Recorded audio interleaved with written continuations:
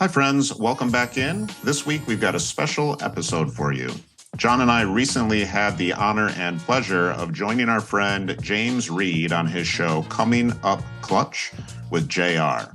JR, Jon and I have done some work together in the past. We've got a lot of respect and love for JR, and we had a great time chatting with him about all things human flourishing. In this particular episode of Coming Up Clutch, you'll hear Jon and I chat a little bit about the greatest predictors of general well-being, satisfaction with life, and fulfillment, implications on putting achievement before flourishing and well-being, and a whole lot more. We enjoyed the episode so much that we thought it'd be fun to re-release it and share it with you all as well. So here it is, our conversation on Coming Up Clutch with James Reid. Be sure to check it out and check him out as well.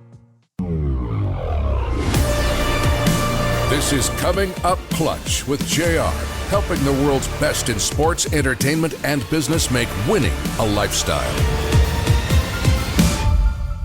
What's up? It's JR, and welcome to another episode of Coming Up Clutch. Today, you're getting a 2-for-1. We're going to be going behind the scenes with both Dr. Nick Holton and Dr. Jon Beal. Nick is an international consultant, coach, speaker, and author who's worked with professional and collegiate athletes, Fortune 500 business leaders, educators, and thought leaders. Nick is the co-director of the human flourishing efforts at the Shipley School, co-host of the podcast Flourish FM alongside Dr. Jon Beal, and the founder of the Anti-Fragile Athlete. And if that's not enough, he's also peak performance coach with the Flow Research Collective. And Dr. Jon Beal, he's also a peak performance coach. He's a researcher, consultant, writer, keynote speaker, and an educator whose research focuses on human flourishing. He's held research and teaching positions at leading universities and schools around the world, including Harvard and the University of Oxford in London. Jon also has over 30 peer-reviewed research articles and book chapters in leading academic journals, books, and media outlets, including the New York Times. Jon is also a co-editor of 4 books on philosophy and education, including The Future of Education. You're getting 2 brilliant minds today. I had the honor of working side by side with Nick and Jon during my collaboration with the Flow Research Collective back in the fall of 22, and I just could not wait to get them both on the show. So today, we're going to talk about what is human flourishing and how you can experience it.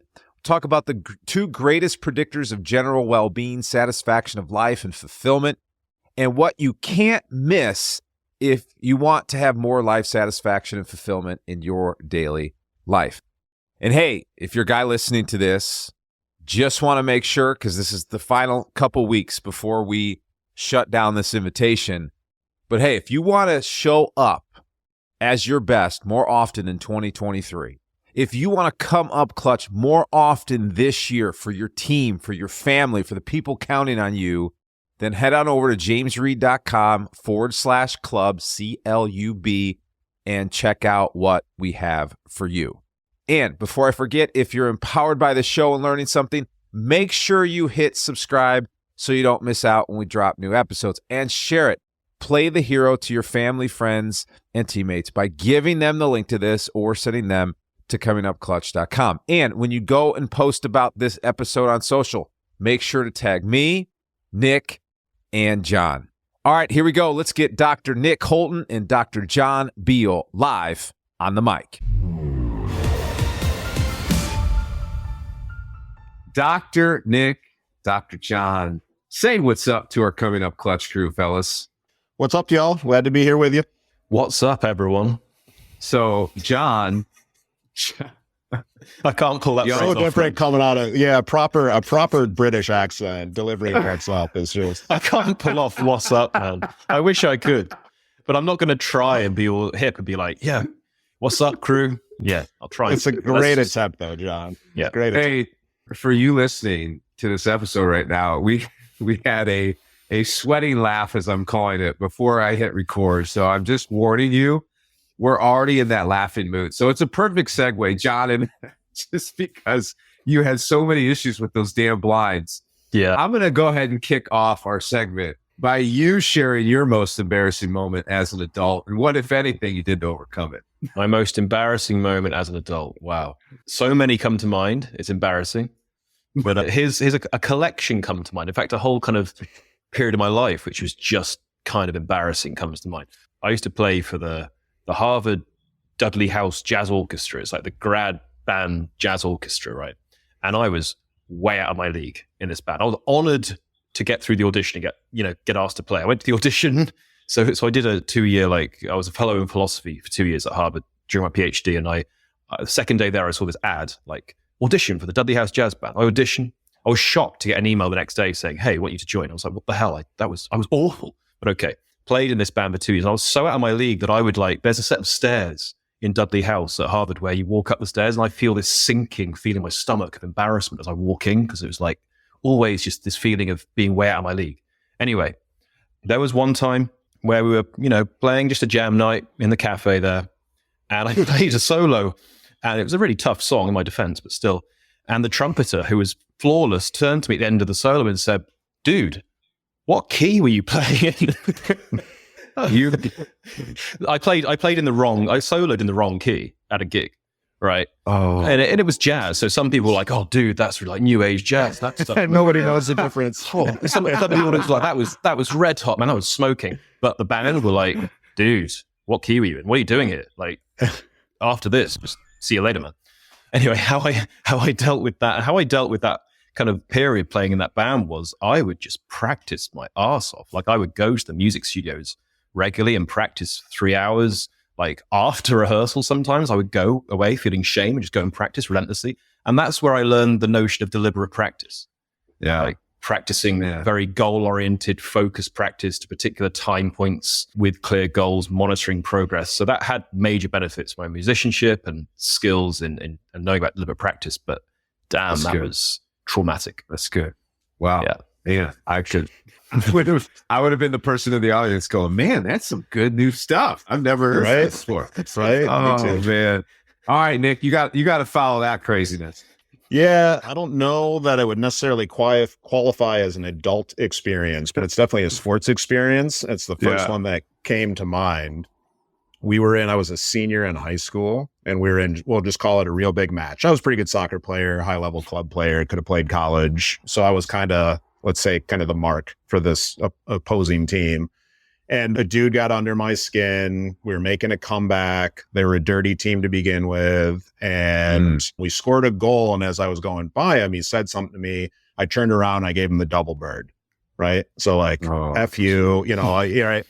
Ref catches it, comes over, gives me a yellow card. At the time, that meant I had to go off. Those were the state rules. I'm born and raised in Michigan. And it was towards the end of the game, we were making a comeback. So that hurt my team is the simple way to say it, right? Come off the field and after the game, and my coach and some other parents asked me what happened, and I lied, right? I was embarrassed of what I did, so I lied about it, and I lied within earshot of my father. Oh. And so he was, and credit to him, actually, he was super cool about it because he didn't do anything publicly. But when we got home, he had a real conversation with me about it and just, character and virtue and those sorts of things. And, he saw me do it. He knew I did it.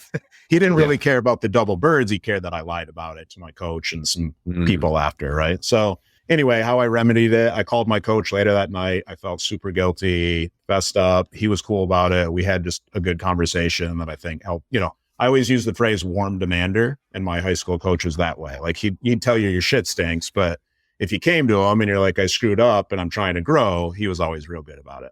Man, you know what? I'm just glad your dad actually parented, because that's very rare these days. Yep. He did a good, I'm not proof of it. My sisters are, but yeah, I think he did a good job. That's great. That's great. Cool. Well, hey, Nick, while we got you live on the mic right now, just share how you got, I introduced both of you guys offline. Sure. Just share the 1 minute version of your story, how you got to where you're at today. Yeah. John, we'll go to you and then we'll get going.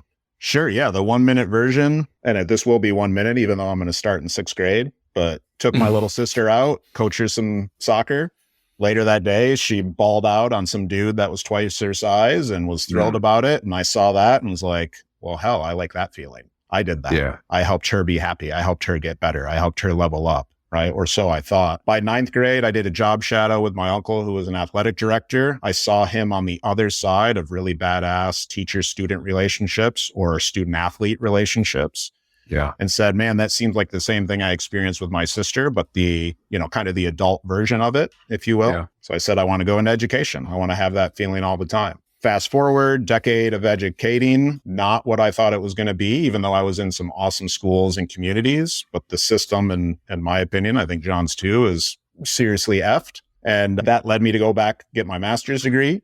Didn't get any answers there. So that led me to get my PhD. That eventually introduced me to positive psychology, human flourishing, flow, intrinsic motivation, optimization, basically that entire field. And from there, it was just, well, I can understand and apply this science in a bunch of different contexts, whether it's elite athletes or educators or executives. And so that's what I've been doing pretty much since midway through my PhD, 2014. Awesome. Love it. Love it. John, let's get you real quick, man. If you could pull it off, just no more off key stuff, man. Just give us your story. I'll try my best. I'll try my best to keep it straight. Well, I won't go back to sixth grade. I'll start way later than that. So many embarrassing moments after sixth grade. I did a PhD in philosophy, which was not on the kind of stuff I work on now. And then after that, I kind of juggled two careers as a professional guitarist and a teacher and lecturer in philosophy. Well, lecturer in philosophy just at university then. And then by accident, I got asked to go and teach philosophy in a school. That school had an educational research center, which I got involved with. That was mostly educational neuroscience then. And that led to me getting into educational research. Several years down the line, I learned about this movement in education towards promoting flourishing in education and the view that education is among the aims, or if not the central aim of education. I became really interested in this, and I wanted to try and find what really meant a lot to me in educational research and where I could, make a contribution with a background in philosophy. And I'd studied human flourishing. You can't really study philosophy without studying human flourishing and the work of the ancient Greeks, for example. So I started working on research on human flourishing, particularly in education, in 2019. And that's led to kind of where I am now, which is I'm predominantly a researcher on work on human flourishing, particularly the philosophy of it, particularly in educational contexts, and a coach focusing on the promotion, I feel, of human flourishing, flow being one of those areas, and, doing things like co-hosting a podcast with Nick on flourishing. So really everything I do now is on researching, studying, and promoting human flourishing at various areas of life. Love it. All right, the guitar got left to one side after that embarrassing moment. Well, put that away. I can't say I don't blame you, but I've never heard you play guitar. So, I'm going to keep it light. All right. So, fellas, I want to dive right into this flourishing thing. As you guys know, a big tagline that I live by, I work with my clients. It's this whole winning isn't a result. It's a lifestyle. And in my world, in your worlds, we're seeing this big gap. And unfortunately, I feel like the gap's getting wider between success and fulfillment. So first of all, could you guys just, either one of you or both of you, just give us a taste of what truly human flourishing is? Because I know, John, when we were talking about this, you're saying, look, it's really combining peak performance and overall well-being and satisfaction. But I want to hear from you because it's a new term for a lot of people. So Go ahead and give us your definition of it. My own definition, or kind of what research is currently moving towards? Well, I would prefer what research is. Yeah. Let's go with that. Let's go with what the research is currently suggesting. So the kind of the methodology that researchers in flourishing pursue and have always pursued really is to identify the things in life that you do for the pursuit of nothing else, like an end in itself. You just do that thing with no further goal in mind. It's called a kind of autotelic end sometimes, from two words, auto meaning self and telos meaning goal. And that goes right back to like Aristotle. He was like, what's the thing that we do for no further reason, the ultimate end in itself? And it was flourishing, or eudaimonia. And flourishing research today follows a similar methodology, but it looks for multiple areas of life that you do just for the sake of doing that thing, such as, pursuing relationships, being happy, being satisfied with your life, fulfilling your potential, experiencing flow, and then trying to figure out ways that you can enhance those as much as possible in your life. Now, what no researcher says is there's some kind of baseline that you must meet in each of those domains to flourish. It's not like a score you have to make. It's not like you hit 7 on the scorecard there for your flourishing, but there is a kind of a vague account of, well, all these areas of your life, or several of them, really are suboptimal or you're really, depleted in your close relationships, which suggests to us that your well-being is probably really low in that area. And as a whole, you may be languishing rather than flourishing. Whereas if several areas of your life that you pursue just for the sake of pursuing them are going really well, typically you could say that person has high well-being or is flourishing. Now, the distinction between well-being and flourishing is complex, but some define flourishing as kind of, so for example, the Human Flourishing Program at Harvard, they define flourishing as where your individual well-being is high, but also your well-being in relation to others and the context in where you are is also high. So flourishing is then defined interpersonally among a community of people. So you could have high well-being, but not be flourishing. But if you're flourishing, typically that also follows from that you have high well-being. It's different in something like positive psychology, which says that if your well-being is really high, that's what it is to flourish. If you've got high psychological well-being, then that's by definition flourishing. So that's it in a nutshell. And the kinds of areas of life that theories focus on that we should develop are fulfillment of potential, flow, close social relationships, happiness and positive emotions, character strengths or character virtues, mental and physical health, and so on. So, Nick, do you have anything to add to that, Nick? Because I'm going to put you on the spot here in a second. Go for it. I got a bunch of different thoughts. I mean, Johnny did a great job. I'm just thinking of other relevant points to your listeners. You don't even need to put me on the spot. I'm just going to go if it's all right. But go, baby. I think something interesting that John brings up, just knowing a bit that we do about your audience, John just referenced a bunch of different elements of two different primary models for human flourishing, right? Harvard, UPenn. What's super interesting about the Harvard model is achievement isn't on there. Success isn't on there, right? And what did John mention earlier?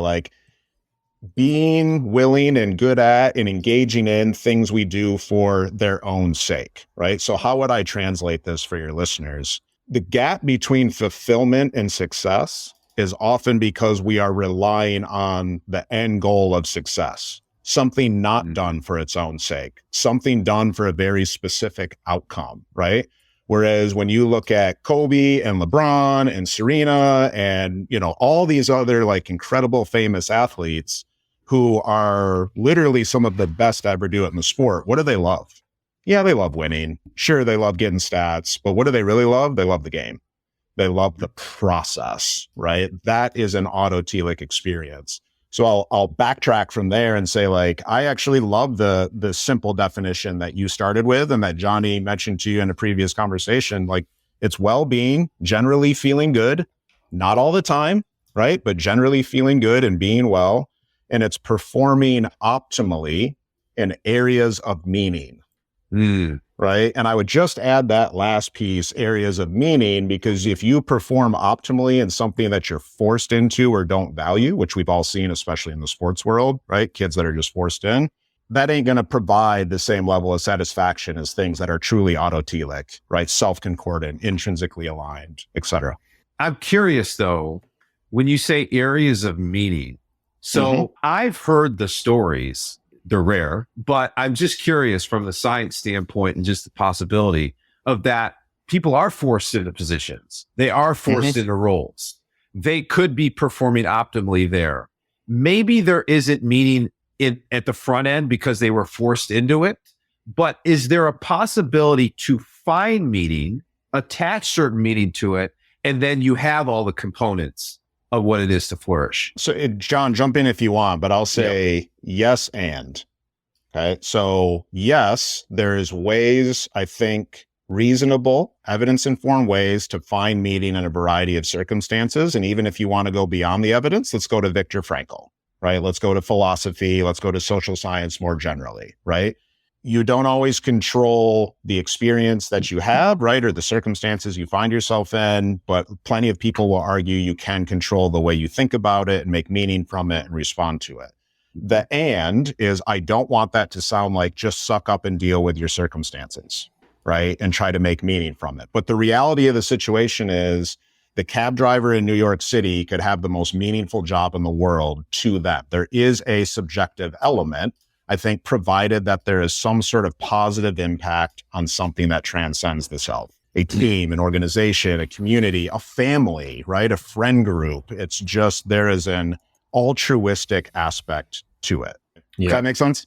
100%. I want to add something to that here as well. And that I've been thinking about this view for a while and developing it, and it's a view I'm becoming more and more attracted to. And it's the idea that, so I think that with meaning, someone can find their life meaningless, but be wrong, objectively wrong, because of their state of mind, way of being. So an example often given in positive psychology, for example, by Seligman, is Abraham Lincoln, who said to find his life very meaningless because he suffered from a really depressive disposition, right? And you can think of many examples in history of people who are, say, clinically or chronically depressed, and so just don't find their life meaningful when it clearly is. So I think you can speak objectively and tell someone, look, your life's really meaningful, you're just not seeing it this way. I mean, you might not say it to them, but you can see that there's a mismatch there. I'm not sure the inverse holds, though. I don't think you could go to someone who finds their life really meaningful and say, your life's meaningless, and actually tell them that, given the subjectivity, the role of subjectivity and meaning, that it's about things like telling your own narrative of what something plays in the role of something in your life. So, for example, in the taxi driver case, someone could find that way of life meaningless because it just doesn't connect with any of their desires, any of their character strengths. Maybe they had a bad experience driving when they were younger. Someone could find that experience deeply meaningful for many reasons. Think about, for example, London taxi drivers that take what's regarded as the hardest test in the world by some, where you have to learn multiple ways to get from any place in London to any other place within a kind of 3-mile radius of central London. It's extraordinary, this test they take. It's been studied by people who work on memory palaces and so on. Many reasons for that being a deeply meaningful experience. So I don't think you can say it the other way around. The only exception to that would be people living evil lives. And again, Nick and I have discussed this with several of our guests on Flourish FM. I'm not sure an evil person can live a meaningful life. I think it's a problem for your account of meaning if you say, that person, hey, that serial killer lived a deeply meaningful life. So I think in that case, in the case of evil actions, you could say to someone, that life was not meaningful. So, Nick, you mentioned intrinsic motivation, and I brought that up on this show. And I'm curious where you find purpose in this discussion, because here's two examples. I actually just talked about it on a recent 5-minute drill of mine. My dad, here's a guy who is fighting for something. His health is horrible. His absolute health is horrible. For most people at 81 years old, they would be already 6 feet under. But he has chosen to fight for his grandkids. And that is fueling him to, although under suboptimal circumstances, and that's an understatement, he's still pushing forward. I go to an athlete I worked with, and I shared this story. My listeners are probably like, geez, here we go again, JR. But an athlete that I started working with made a complete turnaround in his performance simply after he dug in further to, why the heck am I even playing? There was, again, to your point, Nick, there wasn't any end goal. It was simply like, let's strip everything back and let's find out why you're playing in the first place. So does this make sense to you that you're seeing people flourish, if you will, under, in a lot of cases, adverse circumstances, because there is meaning from simply asking the question why? I'm curious. I know I'm putting a very simplistic wrapper on this, but I want to bring it up since it's been brought up so many times on the show. It's a great question. I think there's a lot of different things we can tease out from that, right? But let's start with just conceptualization. So to me, if I'm thinking about a question of why, that is conceptually to me different than purpose. They could be the same, right? Like they're synonymous in some ways. But if I'm thinking about the research, and this goes to your question, I understand purpose as really a subcomponent or a pathway to meaning, right? It's about impact. It's about contribution. It's about finding what you're good at, what you like, what you're interested in, and using that to have that positive impact. I always say, like, it's a bit of the me and it's a bit of the we, and finding some synergy and unity between those things, right? But the why question is still really important, right? Am I doing this thing because it brings me pleasant emotion? Am I doing this thing because my parents seem to be proud of me when I do it? Am I doing this thing because I'm trying to get out of a particular circumstance or area, make X amount of dollars, and to get my family out of this thing, right? And I don't want to provide value judgment on whether any one of those is naturally better or worse. But I think more often than not, what you're going to see is that the best of the best have a ratio of both intrinsic and extrinsic, but you're going to see a predominantly intrinsic profile.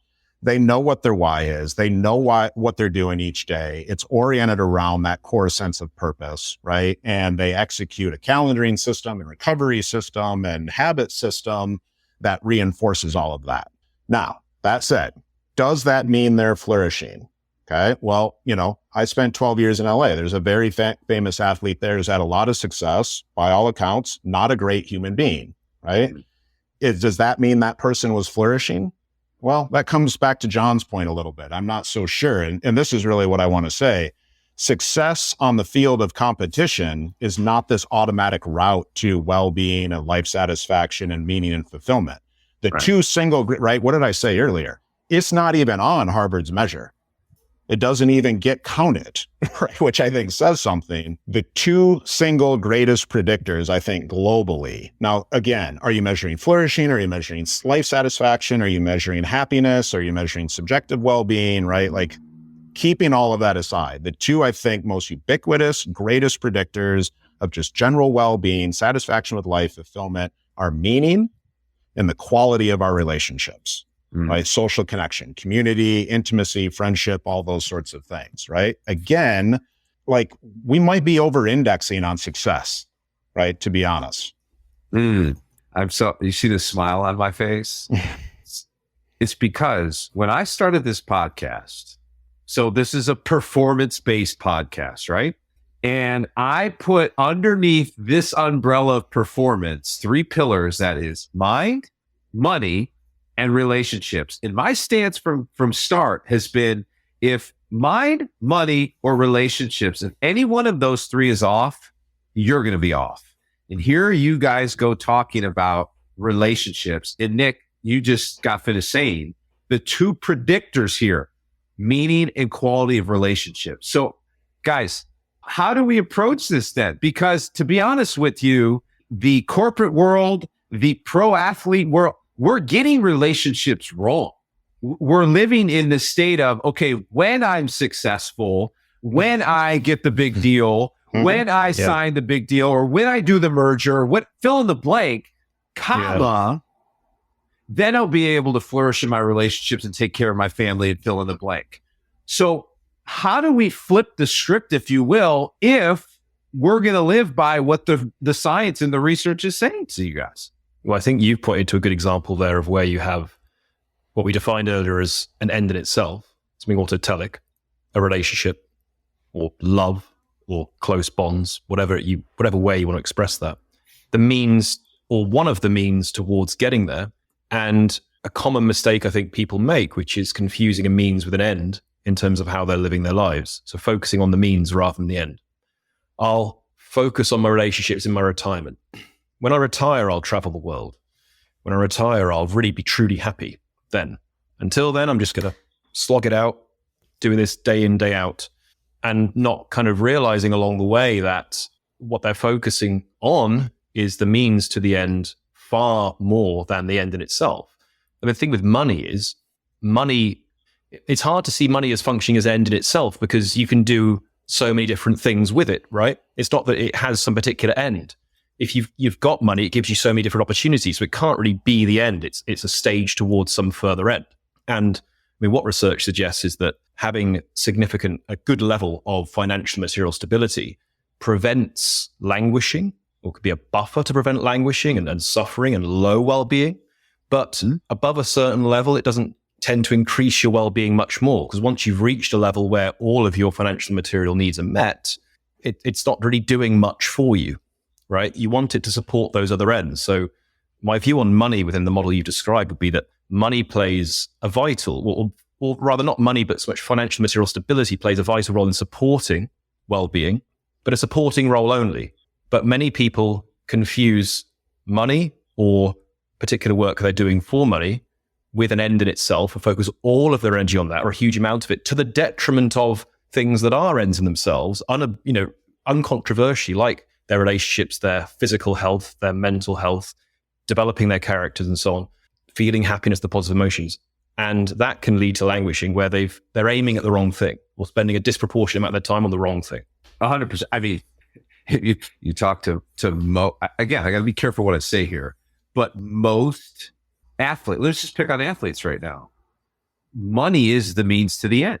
It's if you say, well, I got to get that money, I got to get paid, I got it. To your point, Jon, like, and I think it was with you guys that I learned there was the research about like past like $74,000 a year. It was some like astronomically low number that, look, once you get to this number, do you guys know what the exact number was? I can't remember. So let's go down this route because it's actually a little more complicated. There was let's go.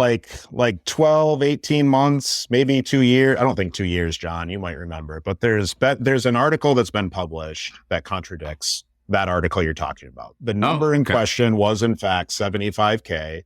Okay. But that's very different in Los Angeles than it is in, like West Michigan where I'm sitting now, right? So like some of that is relativity. And this is where the world of well-being research gets really complicated, right? Did you ask at one time point? Did you ask at multiple time points?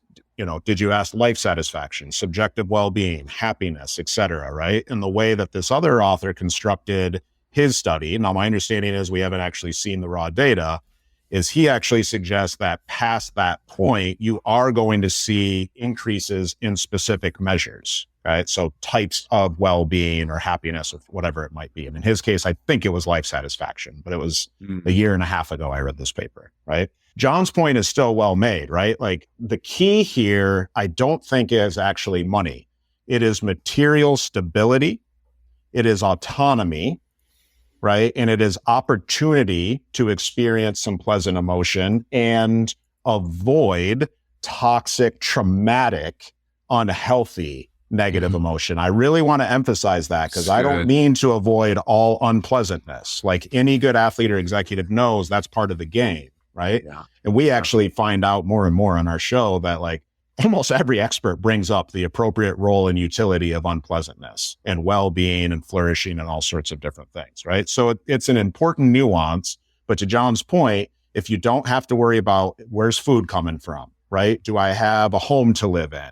Okay. And this is also going to vary globally because our standards of material stability are very different than other parts of the world, but those parts of the world are more satisfied. They're happier. They have more meaning, right? So like, it's a really, really complicated question, but the simple takeaway, as Jon said, is like, don't over-index on money. Think about the ends, right? Not the means, right? So good.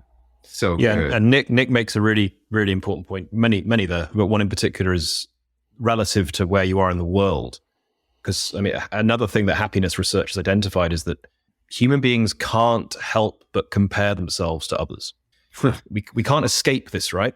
So if you're living in, Manhattan and earning millions, living next door to someone who's earning twice what you're earning, has a much nicer car, much nicer apartment, seems to be living a much better life than you, it's very hard to snap out of that feeling of envy. You can engage in a whole way of life that tries to do it, perhaps engaging in Buddhist practices, for example, to try and dissolve sense of ego you have. But research in economics and happiness studies more broadly has identified this is one of the reasons why you have lower levels of self-reported well-being in very affluent parts of the world, because as the competition rises in various ways, there's a feeling of envy, a feeling of I'm not doing as well as my peers here. I want to struggle with that. So even if you've got very high financial and material stability and you're living in an expensive city, if you're quite low on the scale compared to everyone else, that can affect you in a way that is quite hard to overcome.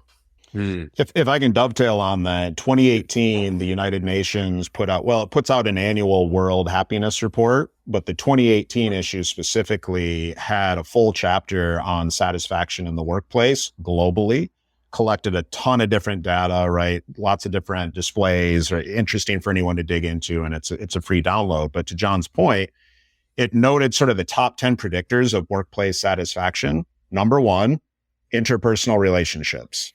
Like huge shocker, we have to like the people we work with and for and spend all this time with, right? Number two, that the job is interesting. Both of those were just under a medium effect size, okay? Whereas number three dropped all the way down to a small effect size. Number three was pay.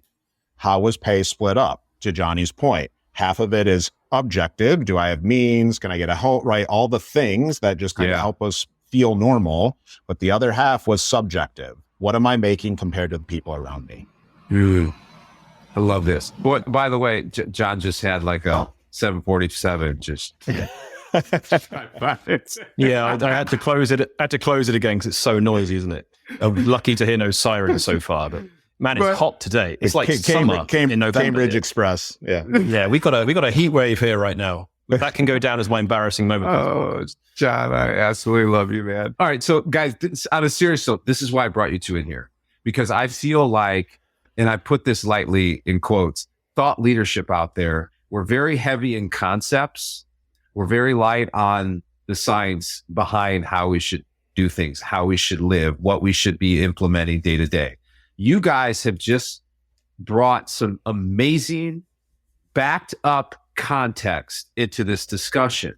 So I want to flip it to practicality here, and I want to get into anti-fragility before we kick you two out of here. But practically speaking, guys, what's your message? Knowing those two predictors, meaning quality of relationships, what's your message to the people listening today to start putting this into action? What could they not miss if they are going to lean into meaning, going to lean into quality relationships? Because again, the data shows it. There's a lot of dissatisfied people out there right now, and just go to social media if you don't believe us. Mm-hmm. I'd love to jump in here. I mean, step one, what's your recipe for a good life, right? That has to start with the ingredients. John's given you a bunch in his responses today, right? Go to the Harvard or the Human Flourishing program at Harvard, look at their model, but also go to UPenn's Positive Psychology Center, look at their model. You have the essence of the ingredients, right? That for most people are going to lead to some level of conceptualization of a good life. But there is no piece of science that I'm aware of that's really true for all people all the time in all situations. So like, what is your unique recipe? Guys? Good. Then when you think about the ingredients, how much of each ingredient do you need? And I want to emphasize need, not how much of each ingredient do you crave, because that is not the same thing as experiencing well-being, happiness, satisfaction. We crave a lot of stuff that's bad for us. Like I have a terrible sweet tooth, for example. Right. So when you think about recipe, there you go. Okay. Yeah, ditto. Yeah. You think about recipe. I can't wait to eat a cookie, man, after this. Sure. Sorry. Think about recipe. You think about ingredients, right? How much of each ingredient? And then it's about intentionality. Cook your recipe, right? Like if at the end of the day, you know, like let's do a case study. Right. So you mentioned got to get my money. Like, let's take professional athletes. Because my first thought was, well, not high school or club or collegiate athletes. Although collegiate's a little different now too with NIL. But initially it was like, you know, love of the game sort of stuff. But professional athletes, okay. Well, if money is so much more important to you than, say, the goal of winning a Super Bowl, okay, then be that star quarterback that gets the biggest contract in history every single time. But if winning the Super Bowl and being a part of that team and like having a lasting legacy and like the relationships associated with it is more important to you, then guess what? Listen, this is coming from a Michigan State grad. I'm not a Tom Brady guy, but I love the way he's taken cuts here and there to keep teams together, right? And to get money to other people where it goes. And so that's just a simple example, right? Like what is most important to you? And to John's point earlier, when does it hit a point of diminishing returns? Right. Yeah. And then just figure out how to put that recipe together. And that's a whole nother conversation. A lot of the work John and I do, but recipe, ingredients, right? Then intentionality, bake it. Love the simplicity of that too. Love it. Yeah. You were kind of you're moving around. Do you have something to add there? No, I mean, I'll add to that. I think those are all great points. I don't disagree with anything. And I'll add some things to what Nick's just said, including, you know, eating lots of cookies is an important part of that recipe. Flourishing life. Anyway, no, on a serious note, I'll grow up. Right. So I mentioned earlier these kind of ends in themselves. All right. So I think that a good recipe, I like that word. Like if we want kind of how does any human being flourish? Now, to do that, as Nick said, you've got to attend to their individual differences because the individual differences amongst people are so vast. And part of the journey towards living a good life is identifying what works best for you in terms of your own character strengths, increasing your own self-understanding, what you like to do. So part of that journey is identifying what makes you different from other people. But nonetheless, you can look at the domains of well-being that researchers identify we pursue as ends in themselves and look to enhance those in your life as much as possible without any one of them being pushed so far that others suffer. Because people will vary in how much they want each one. So there's 8 domains you can extract from positive psychology and the Human Flourishing program at Harvard. The main areas of life we pursue as ends in themselves. Happiness and other positive emotions like joy, laughter, and so on. Good, close social relationships, meaning and/or purpose, flow, accomplishment, health, mental and physical, character in the sense of developing strengths or character virtues, becoming a good person, and fulfillment in the sense of fulfillment of your own potential and fulfillment in the sense of life satisfaction. And how much a person values each of those in their life will vary. Someone will really want to value the accomplishing side of life or the flow side of life or focus on their relationships, a reduced effort in others. But you shouldn't be devoting so much time to one that, for example, your health, mental or physical or both, suffers, or devoting so much time to your work that your relationships suffer, or the other way around, devoting so much time to your relationships that you're really not enjoying your work at all, and so on, right? You should try and find a balance. There is no set level that says you are flourishing. You got to figure that out for yourself. And the ways in which the areas you find happiness, the areas in which you find meaning, what kind of relationships you find most value in are going to vary. But use that as a kind of framework, then find your own way through it. That's good. This is exclamation points across the screen, because it is, guys, we all know, and I'm speaking on behalf of the people listening to this, the message out there on social media right now is not this. It's you have to do this. You should do this. Here are the 5 specific things you need to do to figure out. Like, no, that's not it. Well, I mean, I will say yes, and I do think there are certain things that all human beings should do if they really want to enhance their well-being over time. One of the most important is to really devote a lot of time, energy, effort to cultivating healthy, close relationships. And that takes work, and it takes time, and it takes increasing work, I think, as you get older, because it gets harder to form new relationships, be it friendships or romantic relationships, as you get older, because people become more and more busy and have more and more commitments and responsibilities. As you we're all similar age, it's harder and harder to meet up with friends as you get older, to make these arrangements, right? You've got to really work at that stuff. Yeah. That's the one I would say, that's something which you could say, I think, to any human being, you really need to focus time, effort, and energy on this. And here's some good ways you could do it. But again, it will vary culture to culture and so on. It's good.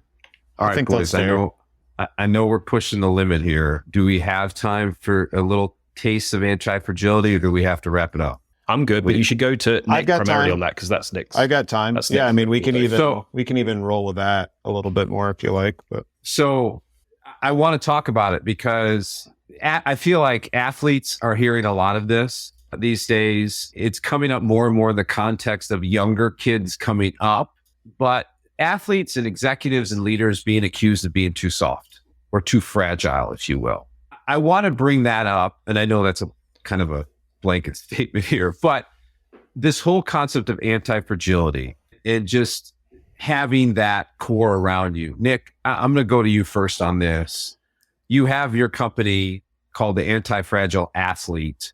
Could you speak to it? Define it, the term first, and then let's just unpack that a little bit before we kick you guys out. Sure. Well, there's a nice natural, I think, bridge from everything Jon just mentioned here too, when it comes to not even necessarily just balance, but synergy and richness and wholeness, right? So that's an important segue into like the definition of conceptualization.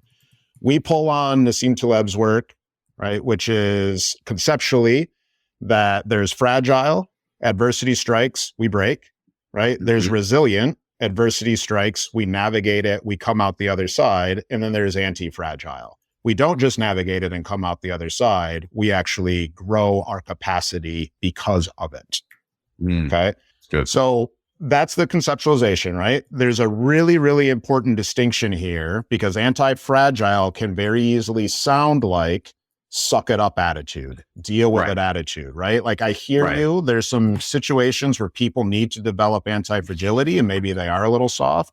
There's also a shit ton of toxicity out there in the sports world where people are getting the wrong messages. So let me be very clear about this. What we're talking about is well-being. What we're talking about is mental health, right? What we're not talking about is well-being and mental health that is only experienced as constant pleasantness. There is an association, very clear. I mention it, Jon and I hear it every conversation, right? Between mental health, well-being, and the engagement with the ability to endure and navigate unpleasant affect, unpleasant emotion, right? Safely. I'm not talking about trauma, although there's interesting literature in the post-traumatic growth world as well. But what we're talking about is really meeting in the middle where we can take athletes and their coaches, help them understand how they develop distress tolerance, responses to stress, right? Framing techniques, all those sorts of things. But we can also take the athletes who are actually a little too rigid, right? Like they are, what's anti-fragile? It's not rigidity. That's going to snap you, right? We want to be able to bend, but don't break. And so the athletes on the other end, they need to learn vulnerability. They need to learn emotional intelligence, right? They need to learn mindfulness. They need to learn they need to learn all the things that kind of bring them back into that well-being space as well, not just to like grit it out and grind our teeth. I don't know, maybe some of your folks like him. I'm not a big like David Goggins guy. I respect the hell out of him, but I don't think there's a great science behind that messaging, right? As much as respect as I have for his accomplishments. So like anti-fragility is really about human flourishing, but growing. We always use the reference of a lobster. Lobsters, to grow, they get just uncomfortable, right? They go under a rock and they shed their shell. The tissue then expands and they grow a new shell. And this can take weeks at a time, right? That's why the oldest lobsters are always the biggest lobsters, for instance. Well, we always tell people, like, what is the impetus for the lobster to grow?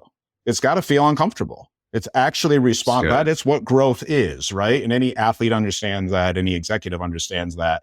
But enduring unpleasantness should not be associated with an absence of well-being, nor should it be done to a toxic extent, right? And traumatic. So good. Extent. Does that make sense? Oh, 100%. 100%. Again, I this is why I was excited of having you two on to unpack all of this, because I'm glad you brought up David Goggins. There's a couple other people that have been brought up too in the show, and it's like, be disciplined. Okay. Why? How? Yeah. Like, you know what I'm saying? Like what unpack, why should I even be disciplined? Like we're missing that conversation that I knew you two would bring into this in the context of fulfillment and flourishing and what have you. So nerds like Jon and I can't help but be nuanced. Whether that's good or bad, I'm not so sure, but hopefully today it was a good thing. Well, it's a sign of a true expert. I love nuance. My audience loves nuance. You know, this is why they show up every week. You know, you're like, what are your numbers? I'm like, they've been staying the same and growing. It's the same crew. They're just bringing more people to the party. Like, that's the way, that's what I'm saying. Like, they want to hear from people like you. So, cool. Man, you guys are the best. Well, it's been our pleasure. Yeah. Thanks for having us. Yeah. Awesome, thanks for spending a couple extra minutes too. Now, quickly, where can we find you two? Obviously, I'm promoting the Flourish FM podcast. Nick, I know you have your Anti-Fragile Athlete. So besides me sharing links to your websites and what have you, Nick, where can we find you? And then Jon, share where we can find you as well. So you can find out more about the Anti-Fragile Athlete by going to the antifragileacademy.com, or you can reach out to me directly. I'll give JR my email. You can put it in the show notes and whatnot. Won't make you write it down. You can find me on pretty much all social platforms, just Dr. Nick Holton, Instagram, Twitter, connect with me on LinkedIn, all the things. Okay. Sweet. Mr. Johnny, Dr. Jon, as I called you guys at the beginning of this. I love the way Americans say doctor, then your first name. I'm getting used to this now. Dr. Jon, Dr. Nick. It's taking me a while to get used to this, but I quite like it. Jon, to defend myself, growing up in Chicago, it was always Dr. Beal. But this is what happens. This is what happens when you spend a lot of time in the South. It's all Mr. Jon or Dr. Jon. Like, that's just how it works. So I can't unlearn it now. So. Oh, is that right? Is that so? What? So is it a more common thing in the southern states than the northern states to do first name? In fact, to this day, my sister. I'm throwing my sister on the bus. My sister calls my father-in-law Mr. Hodge. Like, doesn't call Mike, does it? It's more of a proper, Nick, you probably relate to this being where you're from. Yeah, well, you're in Michigan, so you're kind of off the beaten path. But I've been around it. I've lived on the West Coast. I've lived on the East Coast. I've lived in the Midwest. I've spent a lot of time in the South. The simple way to say it, John, is very regional. Right. There you Okay. go, John. It's all new to me. Yeah. Yeah. Where you are, right? Like Northeast, old school, like New England, going to be a very different vibe from LA, going to be a very different vibe from like the deep South. There. All right. See, not only did our audience just get a lesson, John got a lesson. So, John, I keep having these lessons.